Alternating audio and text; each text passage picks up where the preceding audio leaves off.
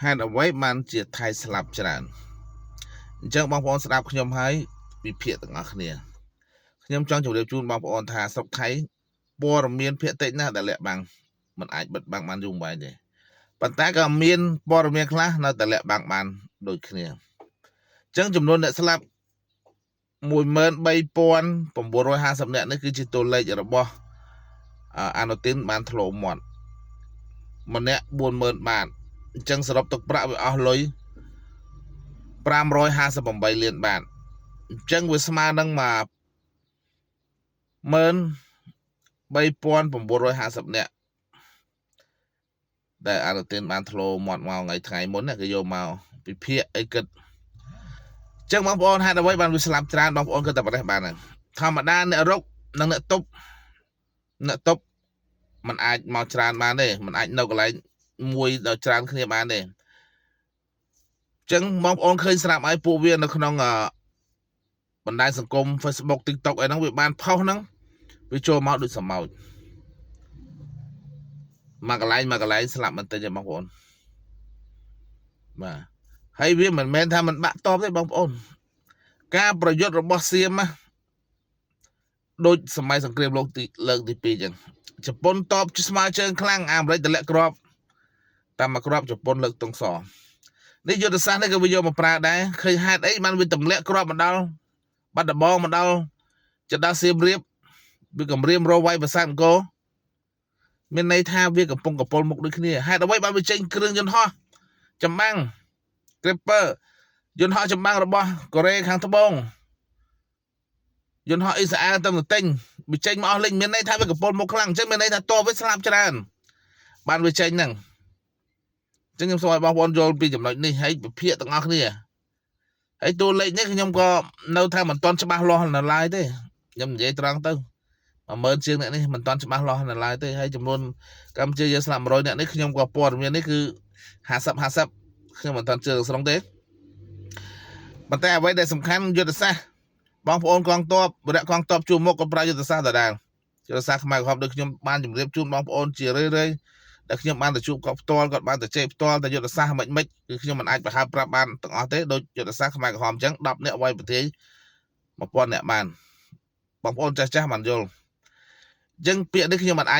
ចចេញនៅក្នុងបណ្ដាញសង្គមបានទេខ្មែរយើងមានយុទ្ធសាស្ត្រផ្សេងគ្នាប៉ុន្តែយុទ្ធសាស្ត្របងវរៈកងទ័ពចាស់ជួរមុខគាត់មានយុទ្ធសាស្ត្រខ្លាំងល្អអញ្ចឹងមិនថាខ្ញុំឲ្យក្មេងចំណាំក្រោយដែលនៅក្បែរគាត់គួរតែរៀនយុទ្ធសាស្ត្រពីគាត់ព្រោះទោះយើងតបតិចតែយើងមានយុទ្ធសាស្ត្រខ្លាំងមួយទៀតការដែលខ្មែរយើងគោរពបទឈប់បាញ់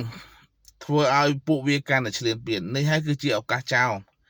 ចោលវាអត់ដែលខ្លាចច្បាប់អ្វីនោះទេតែយើងតែងតែគោរពច្បាប់វានៅតែមិនគោរពច្បាប់ហើយបំពេញឱកាសរបស់វាគឺពេលដែលយើងគោរពបទឈប់បាញ់គឺវារកចូលហើយអញ្ចឹងសូមឲ្យបងប្អូនគិតចំណុចកន្លែងពិចារណាកន្លែងនេះទាំងអស់គ្នាណាបងប្អូនខ្ញុំសូមចែករំលែកប៉ុណ្ណឹងសម្រាប់ការស្លាប់របស់ចៅសៀមហើយនឹងវរៈកងទ័ពយើងខាងកម្ពុជាយើងខ្ញុំមិនទាន់ច្បាស់ 100% ទេគឺ50នៅឡើយទេព័ត៌មាននេះបើតែខាងថៃគឺខ្ញុំ70ទៅ80% 10000ជាង 13950 នាក់នេះហើយខ្ញុំគិតថាអាចច្រើនជាងហ្នឹងផងដែរបាទអញ្ចឹងអ្វីដែលខ្ញុំចង់ចែករំលែកនៅពេលនេះហើយមួយទៀតខ្ញុំចង់និយាយរឿងតេតិចអាតេនៅពេលនេះល្បីไอ้เพื่อนรักมึงตอนนี้ดังมากเลยนะดังจริงๆใครๆก็รู้จักหมดไอ้การพูดอาการคุยของมึงเนี่ยมันโคตรเก่งจริงๆใครๆก็นับถือใครๆก็เอามาเล่นเอามาแสดงอะไรต่างๆกูยอมรับจริงๆว่ามึงเก่งจริงๆเลยไม่แน่มึงจะอาจจะเป็นนายกนะกูว่านะចឹងបងប្អូនទាំងគ្នាឥឡូវនេះល្បីមែនតើគឺលោកទេបាទគាត់និយាយពីបញ្ហាសមាសម័យខ្លាំងមែនទែនធ្វើឲ្យបងប្អូនមួយចំនួនគាត់ចង់ឃើញចង់ដឹងណាបាទដូចប្រធានាធិបតីត្រាំកាលវគ្គមុនចឹងបើឆ្នាំវគ្គមុនខ្ញុំឃើញត្រាំទៅចិត្តធ្វើអ្វីប្លែកខុសពីគេបាទខ្ញុំគួរថាត្រាំមិនអាចចប់ឆ្នោតបានទេក៏ធ្វើអញ្ចឹងគ្មានណាគេគ្រប់គ្រងគាត់ទេប៉ុន្តែគេស្គាល់គាត់ដោយសារអាការល្បីល្បាអាការខូចអាការ ก็ធ្វើអ្វីដែលប្លែកមើលទៅដូចមិនសមមុខសមមុខមនុស្សយកទៅផុសយកទៅសៀច្រើនគេស្គាល់គាត់ច្រើនអានេះជាការឃោសនាមួយឥឡូវអត់ទេមិនយកយុទ្ធសាស្ត្រនេះមកប្រើទៀតហើយក៏មើលងាយក៏ឲ្យសោះណាខំសើចគេណាហើយបងប្អូនដឹងហើយសង្គមសម័យឥឡូវនេះណា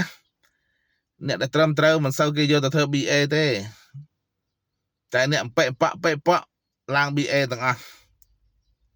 អ្នកនិយាយសភាពរៀបសារគឺអត់ទេសម័យនេះអញ្ចឹងមិនថាកាលសម័យសង្គមទៅតាមគេហៅវចនានុក្រមរបស់មនុស្សម្នាក់អញ្ចឹងបងប្អូន